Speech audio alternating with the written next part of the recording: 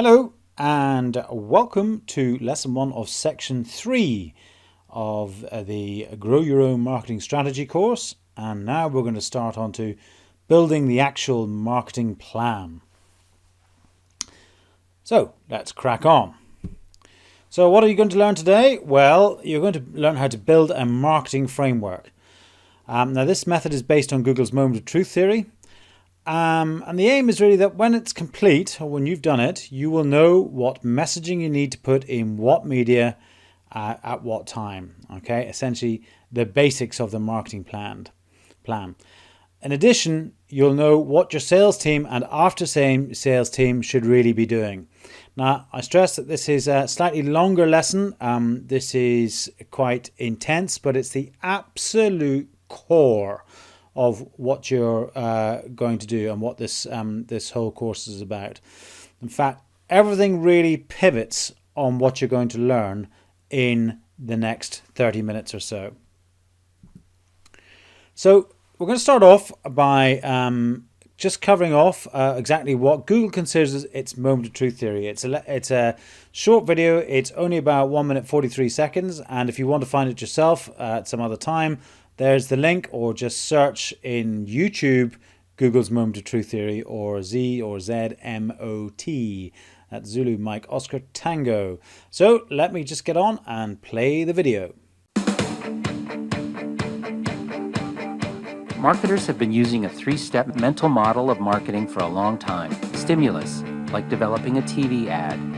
Shelf, focusing on point of sale, which has historically been called the first moment of truth. And experience. People take the product home and experience it. They could have a good experience or a bad experience, and they share it. This is the second moment of truth. If marketers spend time on these three steps, they should succeed, right? We investigated this theory. We conducted a comprehensive study with research partner Shopper Sciences using 5,000 shoppers across 12 categories, from groceries to cars and financial products. The goal, show where influence takes place as shoppers move from undecided to decided. We found that the average shopper used 10.4 sources of information, up from 5.3 sources in 2010. We asked shoppers what sources they used to make decisions, when they used it, and how influential is each source. When we lined up their responses, a fourth step appeared in the marketing mental model, the zero moment of truth. This is when consumers do their research, get smart about alternatives, read reviews, look for coupons and comparison shop, all before going to the shelf. When we compare the steps, the zero moment of truth pops up as highly relevant and influential. Consumers have changed the way they have approached decision making. As a marketer, have you kept up, or are you still using the old mental model? There's a new mental model now, and marketers that can now keep all these steps spinning gain a very competitive advantage in today's marketplace.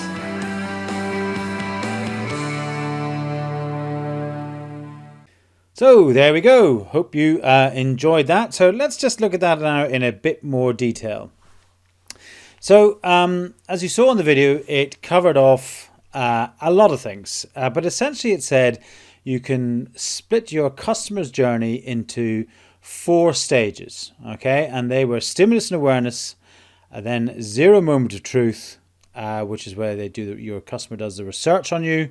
The first moment of truth, actually, they showed as a sale, but really it's the first moment of truth is when they, when the customer makes their first positive action towards you, or they make their first commitment to you. Whether that be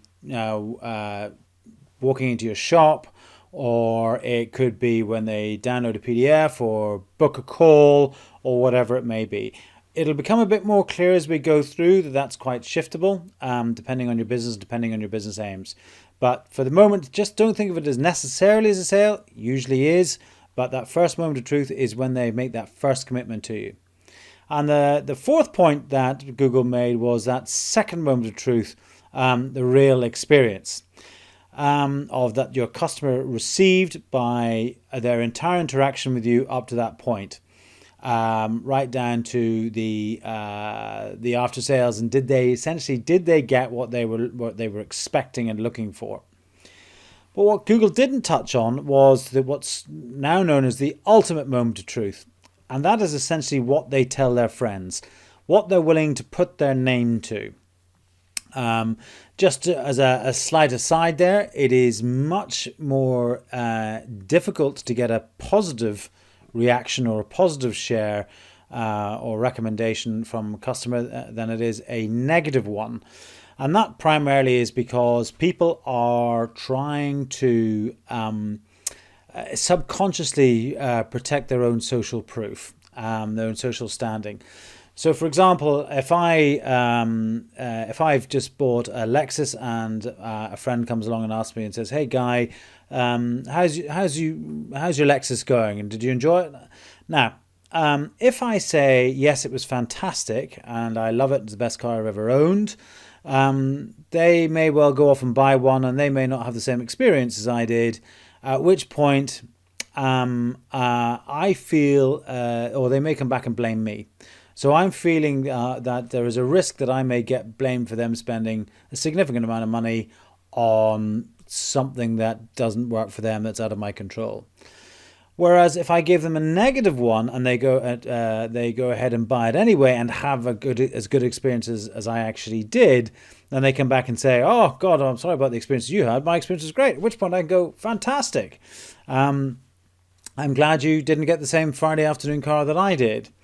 Or if I give them a negative one to start off with, and they don't buy a Lexus, in fact, they may well go off and buy something else, and then they'll come back to me. No matter how the other purchase works out, they'll come back and say, "Oh," or potentially come back and say, "Oh, thank you very much for that warning off on the Lexus. Body swerve that one. I'm really happy with the Audi that I actually bought." So, little digression, but essentially that's why it's much more difficult to get a positive recommendation than a negative recommendation. You'll notice also that film was made, that video was made back in 2011, and social media really hadn't picked off there. But in fact, actually, there's no excuse why that shouldn't be there. Because the next thing we're going to actually say, well, what Google's just been talking about, is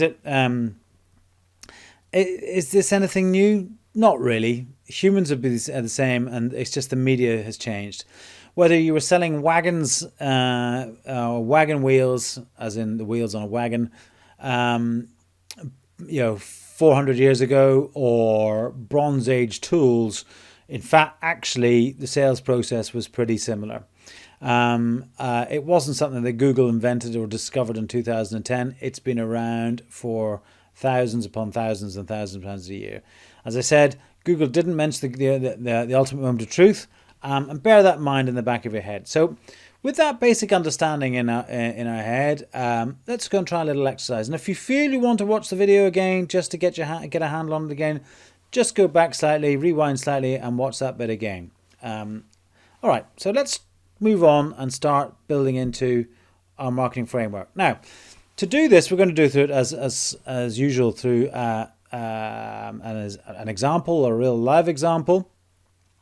And in this real live example, we have a hero product. In this particular one, it's a former client of mine called Pizza Do. To cut a long story short, essentially what Pizza Do does is it provides frozen pizza making kits that you use at home, and they're sold through multiple retailer stores. Essentially, you will see how it works in a second.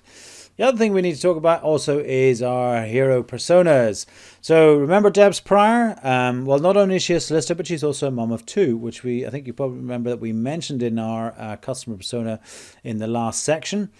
We also mentioned Sally and John Jr., her kids. So these are the personas that we're working to, and we're building this marketing framework for. So this is how we're going to start off. We're going to start off by doing something very similar to what we did in lesson 1 or 2 of the second section in the prep stage, where we are going to list the actions in the customer journey. This is what we've done for Debs. She's part of a mum's group, or a relaxing couple. And you can see then in this customer journey, she once she has heard about Pizza Do, she then goes online and does a research. And when she's there, she looks at our website, our Facebook, our Twitter. She goes to competitors' website and social media, etc. And then having done their research and we've passed that route, then she arrives in the store. And while she's there, she'll look at competitive pizza products and maybe other frozen products. And then she makes her in-store purchase. She then takes it home and defrosts it. She does the prep. She is, prepping it up, and bearing in mind that the great thing about pizza dough is that there is a bit of prep. It's a bit messy, but also because it's your own pizza base, you can open the fridge and throw the leftovers on your pizza as well, or put whatever else you want on it. Then you have to actually cook it, and she has to sit down and actually enjoy the eating of it, and clearing up. And as I mentioned, can be quite messy to do it. And then lastly, in this customer journey, she shares the news, good or bad, with her friends and relations or whomever, which we'll come on to in a second. So once we've done that, list that out, we can then start creating or breaking this down into the 5 moment of truth sections that we identified in that video from Google. So we can see that stimulus awareness phase. That's what her actions that she's being in the stimulus awareness phase. 0 moment of truth when she's doing her research. The first moment of truth is when she makes her first general commitment to us, and that in this case might be an in-store purchase. The second moment of truth is, did she actually get what she was looking from this? And the third one, and the final bit is the ultimate truth, a moment of truth in what she shares. Now the next task that we're going to do is we're going to create another column, and this is your customer persona's need. And all we simply do is we address the need that that customer has in that particular phase. So in the first phase, in the stimulus awareness phase, let's assume that Debs is not aware of our pizza dough product.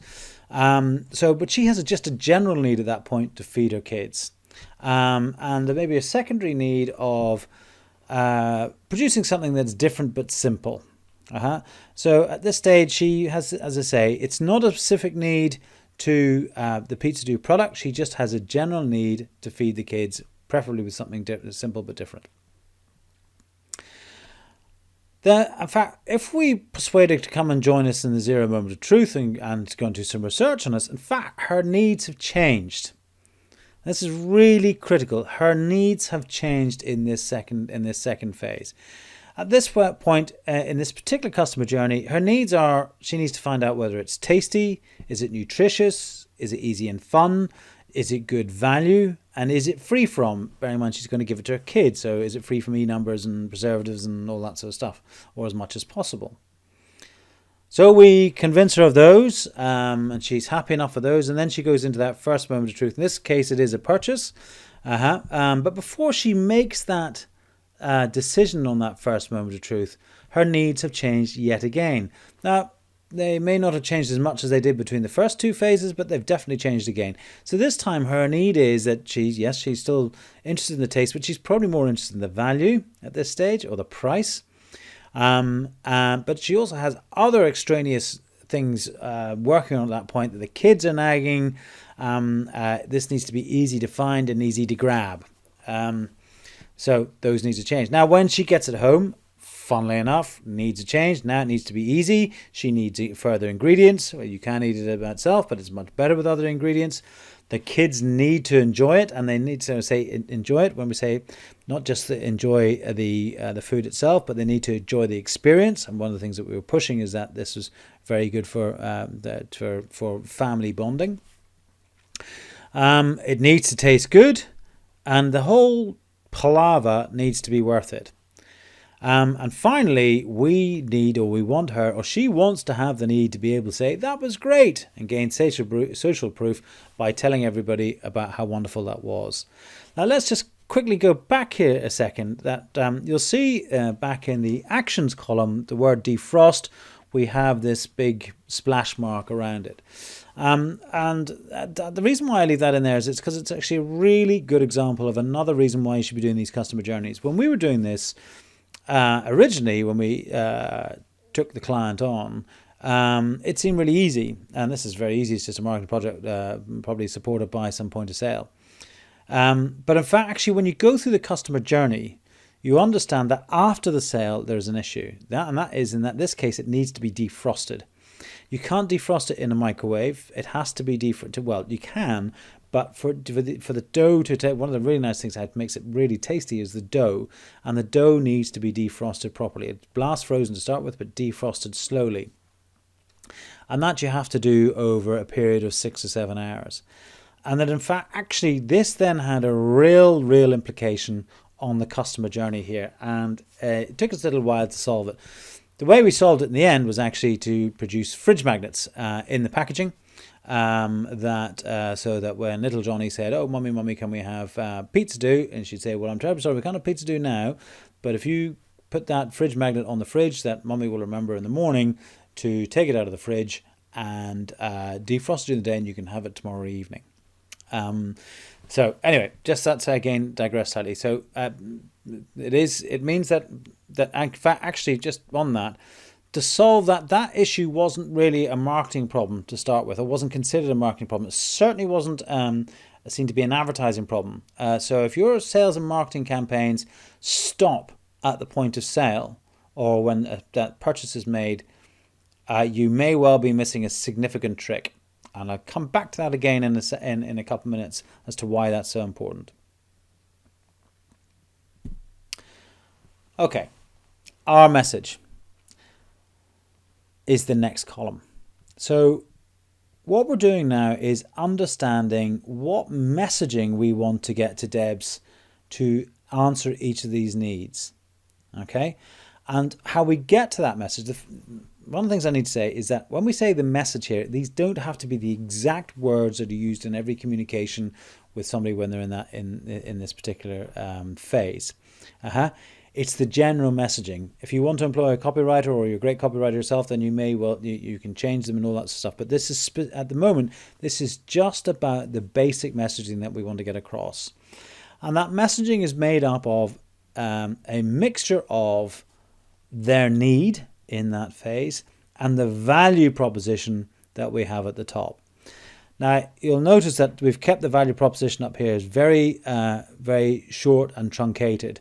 So when you work through the value proposition exercise, you might want to go back and reduce it down to maybe 1, 2, 3 or 4 words for that particular customer. In this particular case, it's tasty, nutritious and fun. But you could, for example, depending on your customer journey, have that as the value proposition as well priced or great value or whatever. To be perfectly honest, I hate doing stuff on price, so I wouldn't go down that line, but I'm just trying to say that, hard wearing might be another value proposition, etc. So what we do here is we create another column where we address the messaging for each of those needs and just work your way down. So when it came to the need of taste, we answered that with just how you like it. Is it nutritious? Yes, it's all natural. Is it easy and fun? Yes, it's easy, educating and fun. You get what we're doing here, and you create that that column of messaging. The final column we create here is the media. Now, when we say media, we don't necessarily mean national TV networks such as BBC or PBS or ABC or whatever it may be. The media is essentially the communication medium where that conversation takes place, whether it be online and Facebook, word of mouth between mums, or it could be TV, it could be press, it could be outdoor, it could be digital out of home, all that sort of stuff. But here we're just identifying where these conversations are going to take place. So starting at the top again, the stimulus awareness phase, that actually word of mouth from other mums, word of mouth from other kids, Facebook news feeds and shares, and Facebook news feed sponsored posts. You can see that this was done some time ago. So there's probably these days we'd probably put Instagram in there. We might even think of WhatsApp as well. And the 0 moment of truth, that where people are going to go with this. You know that they're going to start Googling or SEOing either frozen pizzas or pizza do or whatever it may be. So they're going to end up in Google search. They're going to end up on our website. They're going to end up on our Facebook page and YouTube, review sites, retailer sites. I mentioned YouTube there, although I don't want to get into too much detail of media planning. YouTube is the second largest search engine on earth after Google. And then that first moment of truth, where is that going to take place, and how are we going to convey that message of taste it, try it, or the price, or here it is. In this case, it was putting taste teams into the retail outlets, producing point of sale trays, buckets and bins, and aisle signage and all that sort of stuff. That second moment of truth, did they enjoy it? It's going to take place in the kitchen. So the kitchen itself is the medium. And also, but we have the medium of what's going on both in the packaging and on the packaging itself. So we talked about the fridge magnet and putting that inside the packaging. That's, the packaging was the medium. And then finally, in that ultimate moment of truth, their Facebook newsfeed shares, our Facebook newsfeed shares, and whatever other Instagram or social media we might put in there. Now, the thing I was going to come back to on here is that ultimate moment of truth. That's sharing the news, and you'll see that the arrows, we have the vertical arrows going down to share the news, and it goes across and then back up again. Because when they share the news, you'll see the medium in which they're sharing it is going to be in that Facebook one. And that is, in this particular case, is very powerful. In fact, as I described earlier on, a positive recommendation is so much stronger than a negative recommendation. But the great thing in here is that when somebody shares the news one-to-one, or shares the news, not even one-to-one, but in a social media platform, it's coming with that positive recommendation. And because positive recommendations are so relatively rare, people do pay an awful lot of attention to them. So if I say, yeah, I think you should buy that Audi, that Lexus, that in fact, actually, I, as the customer, have fulfilled that stimulus and awareness role, or mostly of it, but I've also fulfilled that research role on behalf of Lexus. So that in fact, actually, my friend who asked me about the Lexus, or I told them about my Lexus,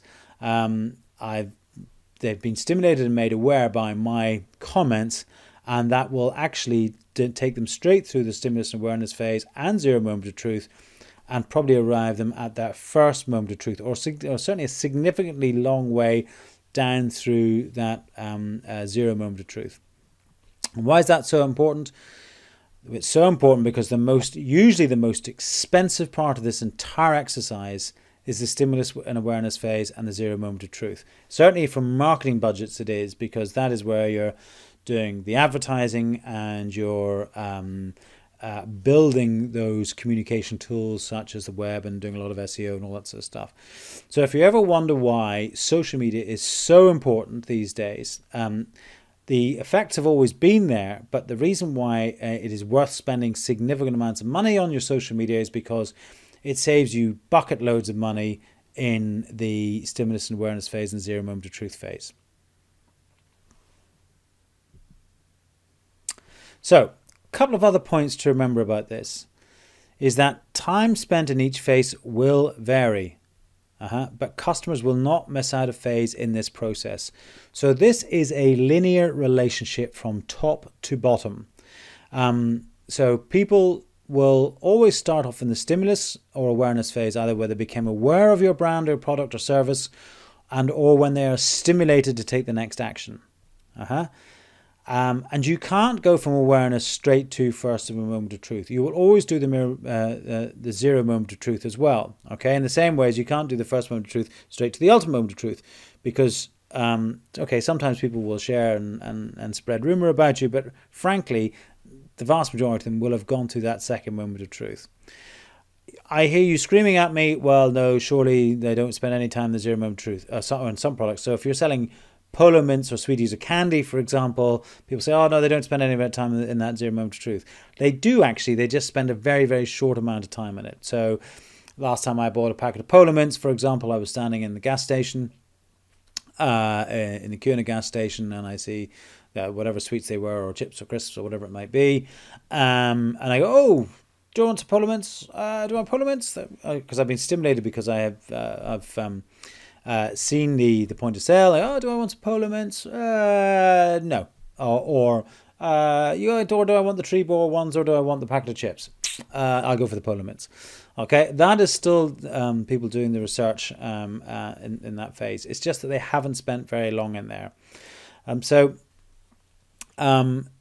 This doesn't matter whether you're selling Polo Mints, Polo cars, Polo ponies, or Polo shirts. Everybody will go through this process. The second thing to remember about this is because it's linear. Okay, you can see how we can break it up. Your primary aim as a marketer, it actually is to attract people into that stimulus and awareness phase, and then move them from one phase to the next phase, to the next phase, to the next phase. Okay, so if you think that marketing is all about screaming a message of buy, buy, buy, buy, buy, actually to people who've never heard of you or whatever, it's not. Your primary aim is to get from one stage into the next stage. And we'll look at this further on down the line as well. But essentially, in every communication, marketing communication, conversation, or whatever it may be, you're going to have your primary messages that satisfy that need or those needs. But each message is one need. But anyway, and then a call to action. And that call to action is to take people from the phase that they're already in into the next phase. So let me just touch on that again. You can't take you can't take people directly from stimulus awareness phase straight through to the end of the first moment of truth, or when they make a purchase. They will go through in the phases the same way. You can't go from zero moment of truth directly to the second moment of truth. They have to go through that first moment of truth when they commit to doing something to you or with you. So your aim is to take them from one phase into the next phase, into the next phase, and into the next phase. So your task, before we crack on with the next lesson, is to create your first marketing framework. Who'd have guessed, eh? Now, a couple of quick pointers here. Build it for one customer persona only. You have one marketing framework per customer persona, and consequently the value proposition that goes with that customer persona. If it's your first one, you might find it easier to do it in post-it notes or sticky notes on the wall first, and then transfer that into Excel or Word or PowerPoint or whatever. And then in the swipe files in the lesson here in Bismarang, in the Grow Your Own Marketing Strategy course, the example that you've just seen, I have given to you. It's in PowerPoint, but you can see that you can then move the things around and move the lines and the boxes and all that sort of stuff. Let me just say, please spend some time on this and really get to understand that marketing framework. As I say, it is really important going forwards. So there you go. That was the lesson on marketing frameworks. It is extremely important. If needs be, please go watch that video again, watch this video again, because it's everything we do from here on in is largely built around that theory. Okay, so I look forward to seeing you in the next lesson, where we're going to create and cost the plan. Speak to you soon. Thanks a lot. Bye-bye.